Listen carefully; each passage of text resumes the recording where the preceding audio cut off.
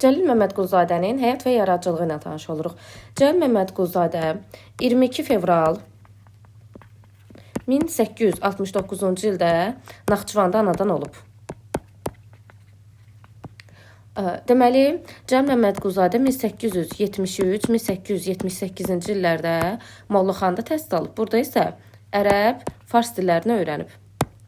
Ümumiyyətlə, Cəlil Məmmədquluzadə nəinki ərəb fars dillərini, o Mollaxanda şərq tarixi, ədəbiyyat haqqında ilkin məlumatları da öyrənib. Daha sonra isə Naxçıvanda 3 sinifli məktəbdə ibtidai təhsil alıb. Oranı da bitirəndən sonra Qori müəllimlər seminariyasına daha doğrusu qəbul olub. Və seminariyada da 1887-ci illərdə Qori müəllimlər seminariyasına təhsil alıb. Bunu da qeyd edim ki, 1887, yəni seminariyanı bitirdikdən sonra 1897-ci illərdə pedaqoji fəaliyyətlə olub. Yəni Cəlil Məmmədquluzadə eyni zamanda bir müəllim olaraq fəaliyyət göstərib.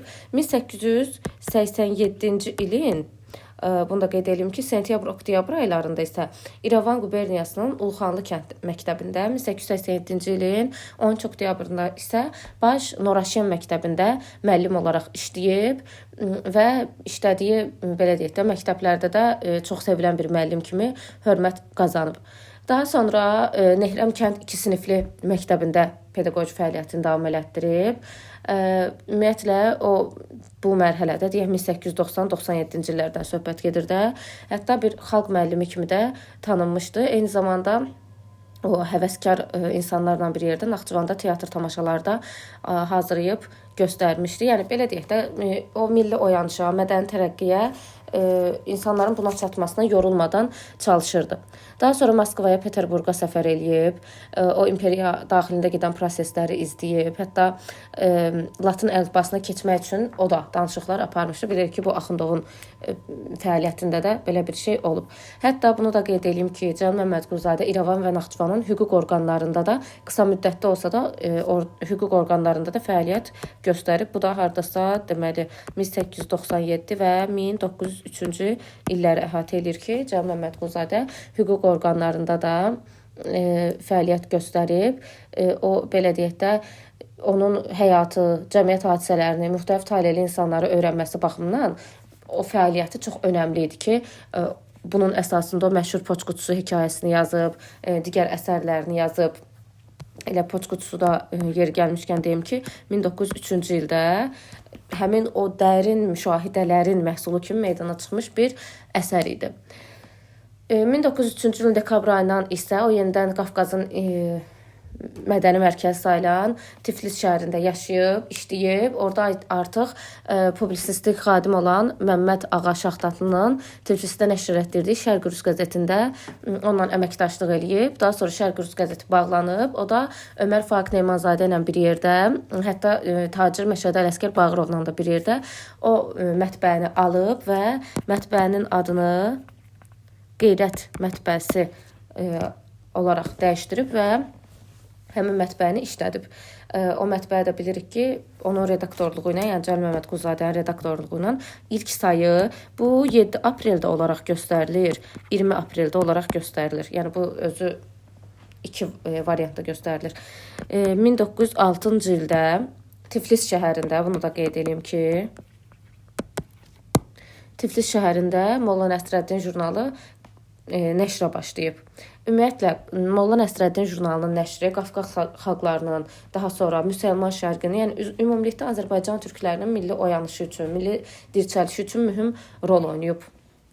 Cəlil Məmmədquluzadə 1920-ci ilin sentyabrından 21-ci ilin mayına qədər Cənubi Azərbaycanda, yəni Təbrizdə yaşayıb, amma yenə də Molla Nəsrəddinin fəaliyyətini dayandırmayıb. Molla Nəsrəddin jurnalının 8 sayı Təbrizdə nəşr olunub. Belə. Daha sonra Sovet hakimiyyətinin qurulması illərində o ən birinci Sovet hakimiyyəti illərini rəğbətlə qarşılayıb. Hətta onun redaktorluğu ilə nəşr olunan Yeni Yol qəzeti də nəşr olunub. Bu, belə deyək də, nəşrdə Latın əlifbasının tətbiq olunması yollarından söz açıb, onu göstərib.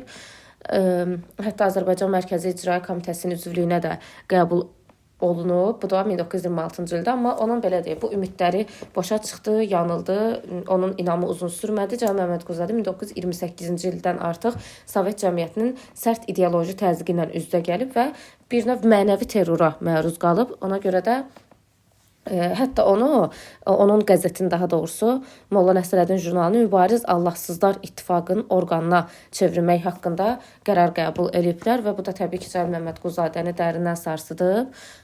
Artıq 1931-ci ildə Molla Nəsrəddin jurnalının o baş redaktorluğu vəzifəsindən imtina edib və elə çox uzun da yaşamayıb. Ondan sonra 1932-ci ilin yanvar ayının 4-də də vəfat edib və hal-hazırda və daha sonra Fəxri Xiyabanda dəfn olunub.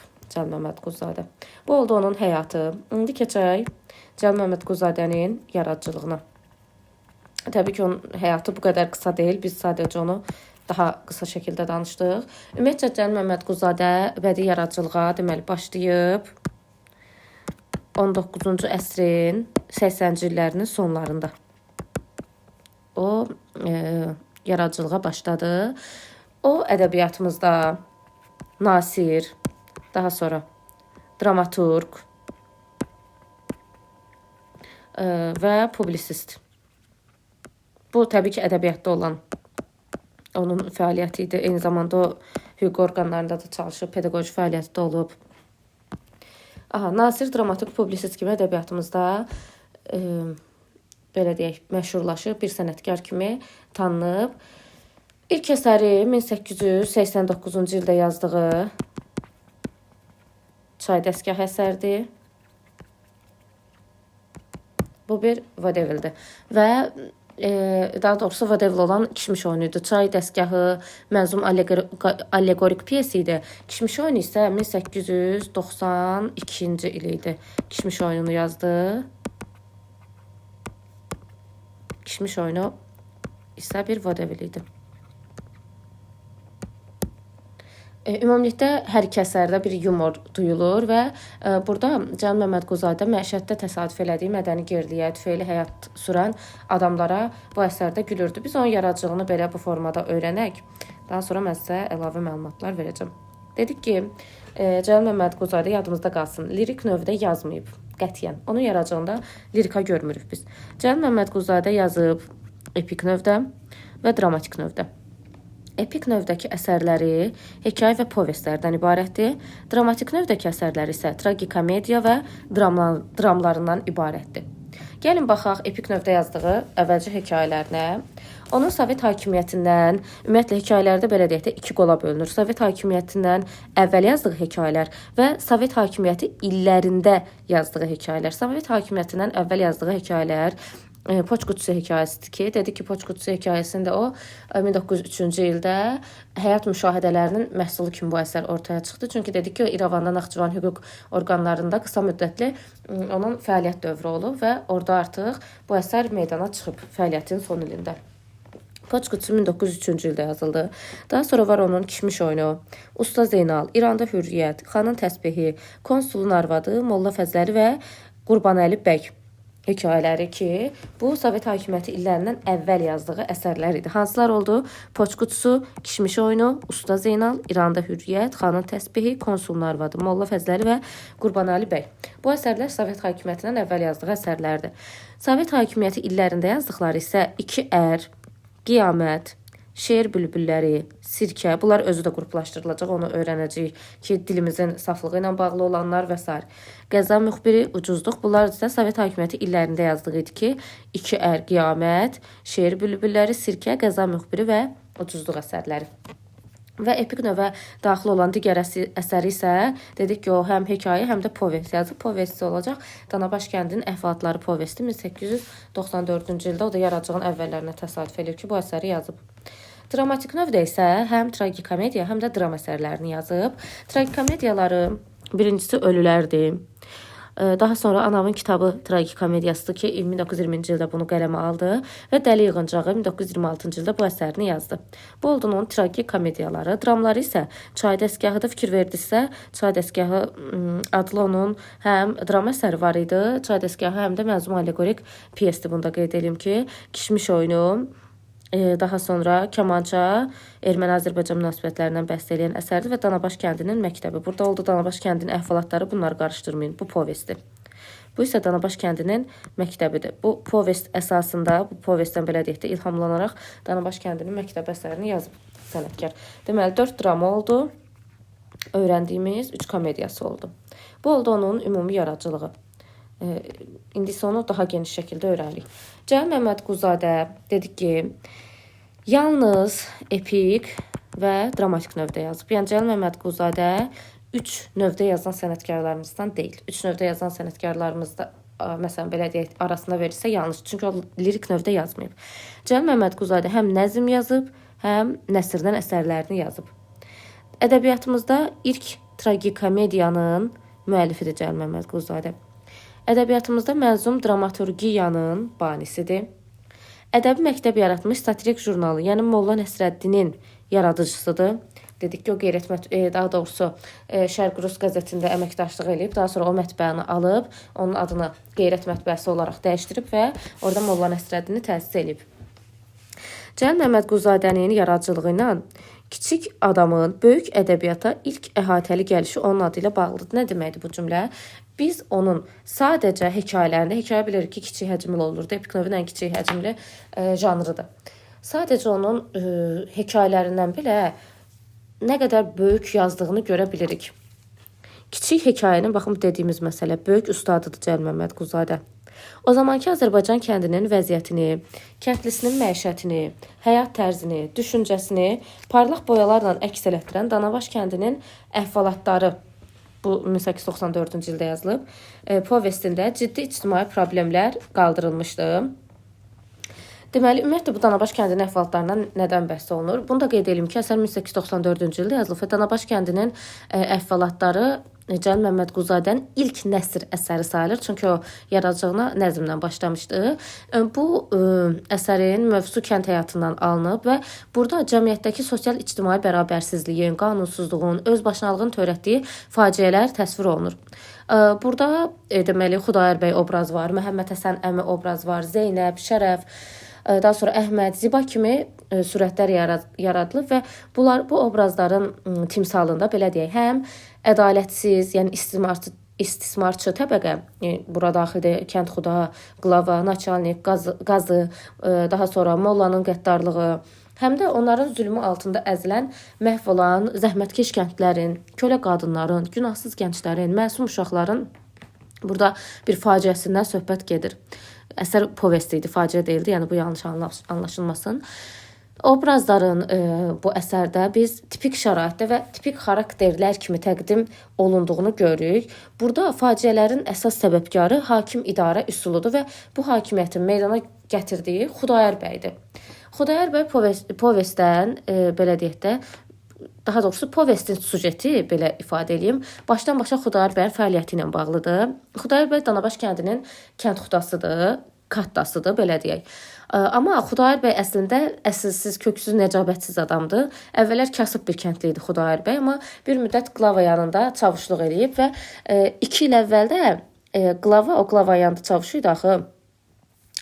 Qlava onun anası ilə anasını özünə siğə eləyib, hətta belə deyək. Anasını özünə siğə eləyib, bundan sonra Xudayar bəy dırnaq arasında çox asan bir yolla, çox asan bir vəclə, yəni qanunsuz, seçkisiz kəndə katta, yəni kəndxuda təyin olunub. Yəni onun kəndxuda olmasının səbəbi qlavanın anası ilə evlənməsi idi. Əslində o əsilsiz, nəcabətsiz, köksüz bir adam idi.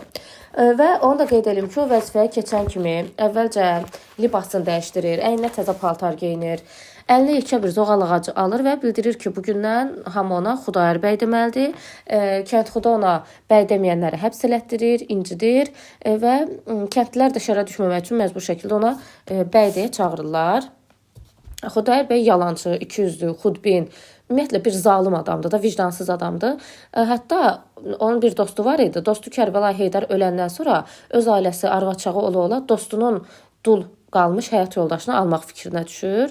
Üzdə güya özünü elə göstərir ki, o bu əsərdə belə göstərilib ki, güya mərhum dostunu, yəni Kərbəla Heydərdən söhbət gedir. Onun ailəsinin bu qeyrətini çəkir, onun yetim qalmış uşaqlarının taleyi üçün narahatlığı keçirir. Əslində elə deyildi. Əslində Xudayar bəy Zeynəblə ona görə evlənmək istəyirdi ki, onun əlindən qalan var dövlətini, torpağını əlindən alsın və təbii ki, yetimlərin belə deyək də payına da sahib çıxsın.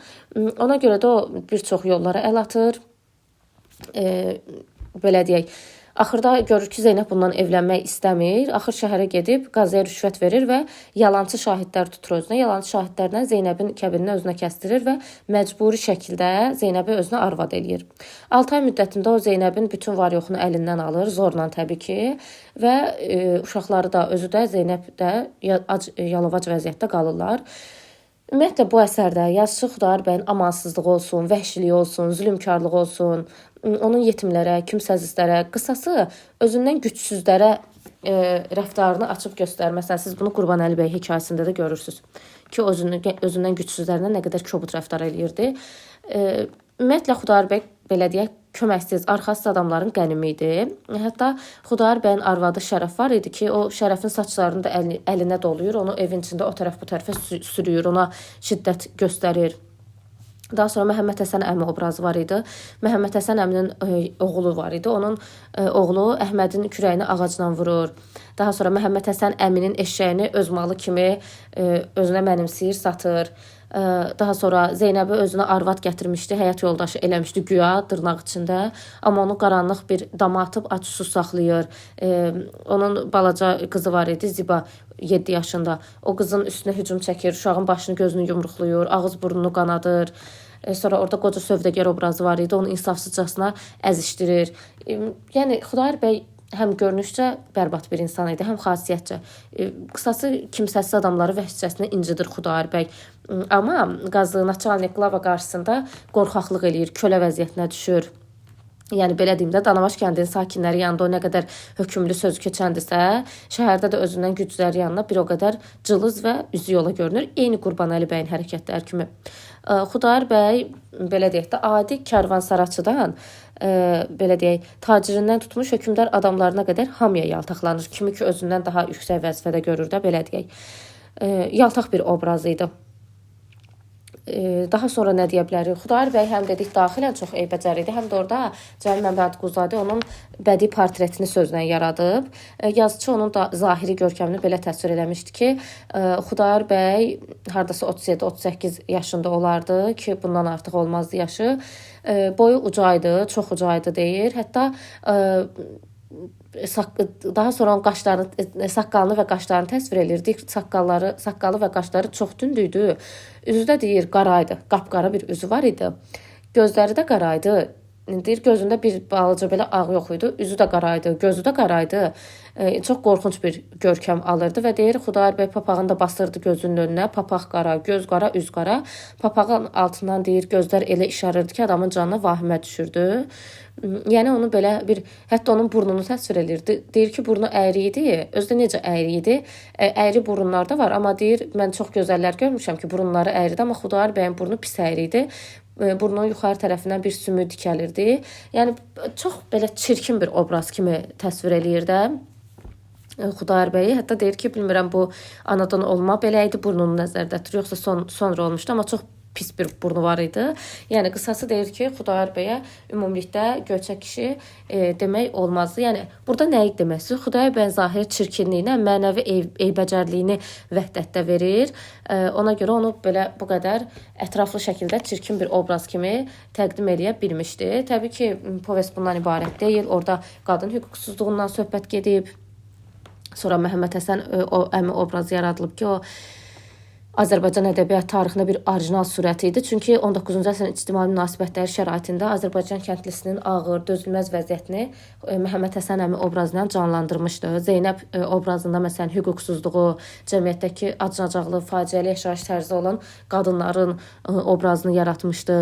Məsələn, Zeynəb əslində çox müsbət bir obraz idi. O Xudayar bəyin evlənmə təklifini qəbul eləyir. Elçilər deyir ki, qoy Xudayar bəy anqırsın, tayını tapsın. Yəni qorxmadan bunu deyir. Amma təbii ki, zorla onu özünə arvad eləyə bilmişdi, sırf puluna görə. Belə, təbii ki, daha çoxdur povest. Bacardığım qədər qısa danışmağa çalışdım. Dedik ki, əsər 1894-cü ildə yazdı və burada ictimai problemlər qaldırılmışdı. Bu problemlər insan talelərinin yığcam, amma ibrətamiz təsviri ilə diqqətə çatdırılır. Hansı insan taleləri vardı? Dediyimiz kimi Məhəmməd Həsən əmi, Zeynəbdir, Xudayar bəyin başqalarının başına gətirdiyi hadisələrdir. Yazıcı povestdə xarakter, davranış, həyata baxışı ilə bir-birindən kəskin fərqlənən obrazlar, surətlər qrupu yaratmışdı. Bunlardan biri hakim təbəqə və onun əlaltılarını təmsil edir. İkinci qrup yoxsul, hüquqsuz insanlardan ibarətdir. Birinci qrup sadə insanların üzərində ağalıq edir. Xudayar bəydən söhbət gedir. Ədalətsiz, zorakı əməllərlə müdafiəsiz insanların haqqını tapdalayır. Xeyirxah Məhəmməd Həsən əmi, qeyrətli Zeynəb xanım, Xudayar bəyin zülmünə tuş gələnlərdəndir. Qlavaya, qaziyə, digər hakimiyyət adamlarına arxalanan Xudayar bəy kattası olduğu kənddə kimi istəsə cəzalandırır. Nə Məhəmməd Həsən əmi, nə də güclü iradəsi olan Zeynəb ona müqavimət göstərə bilir. Hətta dediyimiz kimi Zeynəb əvvəlcə ona müqavimət göstərirdi. Deyirdi ki, getsin anqırsın, tayını tapsın, amma məcbur artıq hüquqsuz idi, eləyəcəyi bir şey yox idi. Milli mənəvi dəyərlərdən üz çevirən Xudayar bəyin öz ailəsindəki davranışda dediyi axı şərəflə də pis rəftar eləyirdi. Heç bir əxlaq çərçivəsinə sığmır. Kiçik, həcmli hekayələrində ciddi ictimai mətləbləri, cəmiyyəti düşündürən mühüm siyasi məsələləri adi məişət mövzusu zəminində böyük sənətkarlıqla ifadə etməsi Cəmil Məmmədquluzadə yaradıcılığının özünə məxsusluğudur. Baxın, bu hissələr testə düşən məqamlardan, ona görə qeyd dəftərinizə yaxşı-yaxşı qeyd edirsiniz. Adi poçt qutusundan istifadə qaydasını bilməyən məhrum Novruzəli poçt qutusu hekayəsinin qəhrəmanıdır. Poçt qutusu hekayəsində təsvir olunan hadisələrin mərkəzində ümumiyyətlə Novruzəli surəti dayanır. Novruzəli sadə mömin bir avam kəndlidir. O olduqca safdır, səmimi bir insandır. Onun başlıca idealı ağasına sədaqətlə xidmət eləməkdir. Ölənə qədər onun qulluğunda dayanmaqdır. Hətta ədib onun daxili saflığını, səmimiyyətini, sonsuz məhəbbətlə, avamlığını belə deyək də böyük mənəvi ağrı ilə təsvir eləyir. Novruzəli o qədər avamdır ki, o poçt qutusunun nə olduğunu da bilmir. Ağasının məktubunu ora salandan sonra dolaşıb qalır, deyir görəsən qayıdıb getsin, yoxsa qutunun yanında durub kağızın keşiyini çəksin. Yəni bu qədər avam biridir ki, adi bilmir ki, kağızı poçt qutusuna salıb getmək lazımdır. Bu vaxt bir poçt işçisi gəlib qutunu açır, məktubları oradan götürdüyünü görür. Güman edir ki, o əslində poçtalyon idi, amma elə bilir ki, o kağızları, məktubları oğuruyur, elə bilir. Tez qaçıb poçt işçisinin qolundan yapışır və deyir ki, utanmırsan, sən cəmaatın malını oğurluyursan, onu belə deyək də doğru yola dəvət eləməyə çalışır. Poçtalyon da nə bilsin bunu niyə belə eləyir və başlayır poçtalyonu döyməyə. Hətta deyir ki, Novruzəli hələ ölməyib ki, sən onun ağasının kağızını aparırsan. Əslində o məhz ağasına sədaqətini burada göstərmək istəyirdi, amma təbii ki, onun cahilliyi burada avamlığı, sadəlövlüyü göstərilir. O avam, sadəlöv bir itaatkar obraz kimi yaradılıb. O öz xanına xidmət eləməkdən, ağasının qulluğunda durmaqdan həzz alan bir obraz idi və onu məmnunluqla da dilinə gətirir.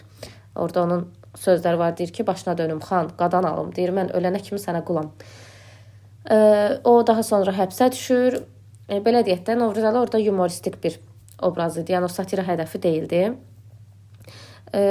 Amma təbii ki, ağası gəlir, onu xilas edir və s. Yəni qısası Novruzəli adi poçt qutusundan istifadə qaydasını bilməyən bir obraz idi. Hətta orada göstərilir ki, Rus gəlir qutuya məktub atır gedir, erməni gəlir qutuya məktub atır gedir. Hətta bu obrazlar uşaq, qadın belə obrazlardır deyir. Yəni erməni, Rus, xristianlar bunu bilir, amma müsəlman o qədər cahildir ki, biz onu bilmirik. Yəni çox belə gülünc bir vəziyyət yaranırdı orada. Məhfumatın təsiri ilə aciz bir vəziyyətə düşmüş Usta Zeynal obrazı var idi ki, Usta Zeynal məhfumatın qurbanı idi və belə deyək də, o burada bir aciz vəziyyətə düşür.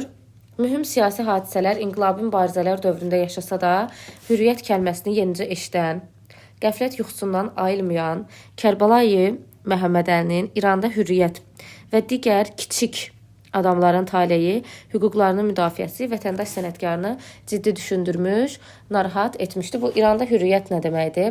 İranda hürriyyət demək 1906-cı ildə yazılan hekayədir.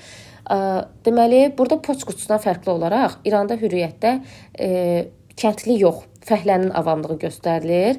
Əsərin qəhrəmanı İranda çörək pulu qazanmaq üçün Qafqaza gəlmiş bir Kərbəlayı Məmmədvəlidir. Daha doğrusu, burada onun əslində adı Məmmədvəli olmalıdır. Burada Məmməd Əli yazılıb. Aha, burada Məmmədvəli nə edir? Və yaxud elə Məmməd Əli deyək, necə yazılıbsa. Məmmədvəli dedik ki, bir fəhlə obrazıdır və o çörək pul qazanmaq üçün Qafqaza gəlib. Amma o da Novruzəli kimi savadsız, avam, belə deyək də sadəröv bir obrazdır.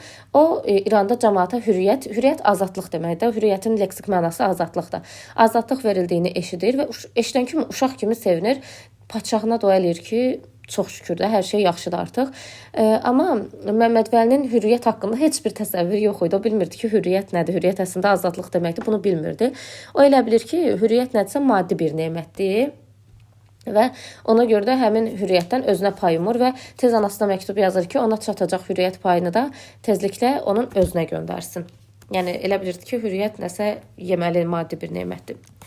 Aha, dedik Usta Zeynal necə oldu? Mövhumatın təsiri ilə aciz vəziyyətə düşmüş Usta Zeynal və adi hürriyyət kəlməsini bilməyən bu oğlan Kərbəlayı Məmmədvəlidən söhbət açır. Azərbaycan qadının faciələrlə dolu həyatı, bunun səbəbləri humanist yazıçının deməli hekayələrində İranda hürriyyət, xanın təsbehi, konsulun arvadı, Molla Fəzləli kimi ardıcıl diqqət yetirilən mühüm problemlərdəndir. Deməli, bu əsərlərdə hansı problemlər qaldırılıb? Azərbaycan qadınının faciələrlə dolu həyatı və təbii ki, onun səbəbləri. Ümumiyyətlə bir əsər yazılırsa, orada həmişə səbəb, problem və problemin həlli verilir. Onun qadın qəhrəmanları çox güclü qüvvələrlə qarşı-qarşıya gəlir. Elə məsələn Zeynəblə Xudayar bəy kimi. Onlar bəzən ədalətsiz daha doğrusu hakimiyyət nümayəndələrinin, bəzən də ikiyüzlü qazı və mollaların təqiblərinə məruz qalırlar. Baxın, testdə bu qruplaşma şəklində düşür. Deməli, Azərbaycan qadınının faciələrlə dolu həyatı və bunun səbəbləri hansı əsərlərində idi? İranda hürriyyət, xanın təsbehi, konsulun arvadı və Molla Fəzləri. Azərbaycan qadınının faciələrlə dolu həyatı burada göstərilir. Yazıçının Sovet hakimiyyəti illərində yazdığı və hekayələr də mövzu rəngarəngdir. Burada qadın azadlığından söhbət gedir. İki ər və qiyamət əsərlərdir. Bununla bunu qarışdırmayaq. Azərbaycan qadınının faciələrlə dolu həyatı və onun səbəbləri İranda hürriyyət, xanın təsbehi, konsulun arvadı və Molla Fəzləlidir. Sovet hakimiyyəti illərində isə qadın azadlığı iki ər və qiyamətdə öz əksini tapıb. Dilimizin təmizliyi, xəlqiliyi, şeir bülbülləri və sirkə əsərində. Bunlar da çox maraqlı əsərlərdir. Bundan söhbət gedir. Dilin təmizliyi. Ümumiyyətlə belə yadınızda saxlayın da, sirkə təmizlik bir vasitəsi kimi istifadə oluna bilir. Bülbüllərin də qəşəng cəhcəh vurmağa dilləri olur. Deməli, dilin təmizliyi, xəlqiliyin müdafiəsi şeir bülbülləri sirkə əsərində əksini tapıb. Bürokratizmin süründürməçiliyin tənqidi, qəza müxbiri, ucuzluq əsərlərində öz əksini tapmışdır. Ümumiyyətlə, məsləhət görərdim ki, vaxtınız olanda Cəlal Məmmədquzadənin o hekayələrini oxuyun. Hər biri həddindən artıq maraqlı əsərlərdir. Ədəbiyyatımızın zəngin ənənələrindən ustalıqla bəhrələnən yazıçının qiymətli dramaturji irsi də var. Yəni onun dram əsərləri dedik ki, tragikomediyaları və dramlarından ibarət oldu. Ümumiyyətlə, dramaturji irsi onun əsərlərinin mühüm hissəsini təşkil edir. Hətta onu da qeyd edeyim ki, onun ilk qələm təcrübəsi də məhz Çay dəstgahı, bir də Kişmiş oyunu əsərlərdir ki, onlar dram formasında yazılıb. Belə. Deməli, yaşadığı zəmanənin ictimai eyblərini, ziddiyyət və konfliktlərini hər tərəfli qavrayan sənətkar dramatik əsərlərində onları bəharətlə əks etdirməyi bacarmışdı. Bir tərəfdən təsirli satira, sarkazm, digər tərəfdən komizm daha doğrusu gülüş bu əsərlərin ideya məzmunu əsasında dayanır. Faciəvilik yazıçının komediyalarının ruhunu oxumuş, onlara fərqli rəngli çalar vermişdi. Tragikomediyaların əksəriyyətində, dramatik əsərlərin əksəriyyətində tragikomediya adlandırılması məhz bununla bağlıdır. Onun ilk qələm təcrübəsi dedik ki, Çay dəstgahı əsəridir. 1889-cu ildə yazılıb və nəzmlə yazılıb. Bu əsər allegorik dramdır. Yazıçı Çay dəstgahı və Kişmiş oyunu çap etdirə bilməmişdi. Kişmiş oyunu həm dram əsəri, həm də Kişmiş oyunu adlı həm dram əsəri, həm də hekayəsi vardı. Bunu yuxarıda da qeyd elədik. Məşhur Ölülər tragikomediyasından xeyli sonra 1909-cu ildə Məşhur Ölülər tragikomediyası bu əsərlərdən xeyli sonra, daha doğrusu 1909-cu ildə çap olmuşdu. Ölülər də həddindən artıq maraqlı bir əsərdir. Bu Ölülər Azərbaycan dramaturgiyasının klassik nümunəsidir. Əsər 1916-cı ildə tamaşaya qoyulub. Baxmayaraq ki, 1909-cu ildə çap olunub, amma 16-da tamaşaya qoyulub. Burada ümumiyyətlə əsərdə təsvir və ifşa olunan ölülər olduqca geniş, belə deyək də, bir məzmun daşıyırdı. Əslində bu adı altında dramaturq bir fırıldaqçının sözlərinə inanıb. O fırıldaqçının Şeyx Nəsrullahdan söhbət gedir. Onun istəklərini yerinə yetirən əfəl, axmaq insanların elədiklərindən, belə deyək də, söhbət açır. Pyesin konflikti ümumiyyətlə həmin dövrdə belə deyək, ölülərlə İskəndər arasında başlanılır və bu formada davam eləyir. Öz tipinə görə bu konflikt əslində tragik səciyyəli idi. Həm yəni burada gülməli, həm də ağlamalı hadisələr var idi. İskəndər komik qəhrəman deyil əslində. O ağlı, kamalı, işığı təmsil edən radikal bir maarifçi surətidir. Amma onun fəaliyyətini göstərdiyi şərait tragikomik bir şəraitdir. Ona görə də bu şəraitdə o belə deyək də, İskəndərin arxalandığı ən güclü silah onun gülüşüdür. Əslində ölülük mühitinin belə deyək də, orijinal bir hissəsi onun məhz bu gülüşünə yazılmasıydı.